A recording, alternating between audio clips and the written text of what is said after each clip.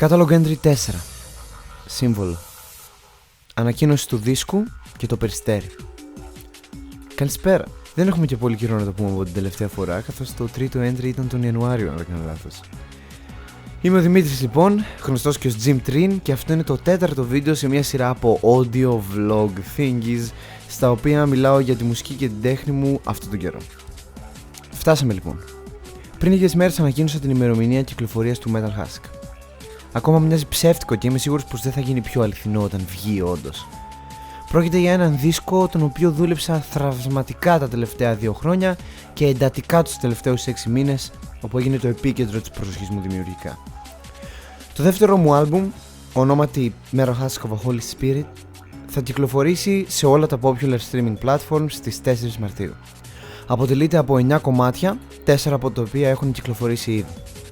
Το track listing είναι με αυτή τη σειρά το εξής: Metempsychosis, Android Saga, Prototype Ghost, Moonstone, Ecosystem Bay DNA, Inferno, Acid Kin, Portion Utopia και Eons. Όσο unreal και αν νιώθει το γεγονός πως έφτασα μέχρι εδώ, αυτό δεν αναιρεί το πόσο ανυπομονώ να το μοιραστώ μαζί σας. Είναι ένας βαθύτατα εξομολογητικός δίσκος, ο οποίος, αν και στολισμένος σε αισθητικές επιστημονικής φαντασίας και ανεξέλεγκτης τεχνολογικής εξέλιξης, εκφράζει τις πιο ομές και αληθινά ανθρώπινες εμπειρίες μου τα τελευταία 3 χρόνια. Αρκετά με το άλμπουμ όμως για τώρα. Όταν έρθει η ώρα, σκοπεύω να μοιραστώ μερικές ακόμα σκέψεις για το όλο project, καθώς και κομμάτια μεμονωμένα. Ήθελα να μιλήσω λίγο για το βασικό σύμβολο που εμφανίζεται σε όλο το οπτικό υλικό που συνοδεύει τον δίσκο. Μιλάω προφανώς για το περιστέρι, ή όπως προτιμούμε να το λέμε εγώ και οι φίλοι μου, το στεριπέρι. Το περιστέρι συμβολίζει κατά κύριο λόγο τον τίτλο και το γενικό ήθος του δίσκου. Πρόκειται για ένα από τα συχνότερα σύμβολα της ελευθερίας. Το περιστέρι, το οποίο βρίσκεται εγκλωβισμένο σε ένα τέλειο σχήμα, έναν κύβο ο οποίος παριστάνει το μέταλλο. Για μένα αυτή η εικόνα συμβολίζει τον τρόπο με τον οποίο η τεχνολογία και η τρομακτικά γρήγορη εξέλιξή της κρατάει όμοιρο το ανθρώπινο πνεύμα πολύ συχνά, καθώς ο κύβος, ως σχήμα, είναι η απλούστερη διάταξη που μπορούν να πάρουν τα μέταλλα σε μοριακό επίπεδο, οι βασικοί φορείς μεταξύ άλλων της τεχνολογικής εξέλιξης αιώνες τώρα.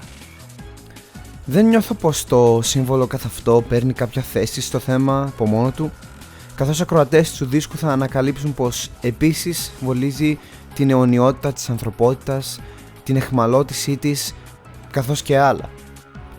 Πιο πολύ απ' όλα για εμένα συμβολίζει το δέος με το οποίο ερχόμαστε ως άνθρωποι αντιμέτωποι όταν αντικρίζουμε την ιδέα πως μία μέρα το γεγονός πως είμαστε σκεπτόμενα όντα, μηχανικοί και επιστήμονες, η ευφυΐα μας και τα αποτελέσματά της στον κόσμο θα γίνουν πιο δυνατά από εμάς τους ίδιους ως οντότητες, ό,τι και αν σημαίνει αυτό για τον καθένα. Αυτά για τώρα λοιπόν, ολοκληρώνω εδώ. Ευχαριστώ πάρα πολύ που ακούσατε ό,τι είχα να πω.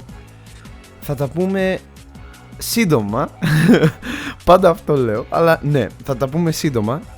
Μόλις βγει το άλμπουμ σκοπεύω να δώσω περισσότερο insight στη δουλειά. Και αλήθεια, ελπίζω να το απολαύσετε και να το αγαπήσετε όσο το απόλαυσα και το αγάπησα εγώ. Αυτά για τώρα. Jim Trin signing out.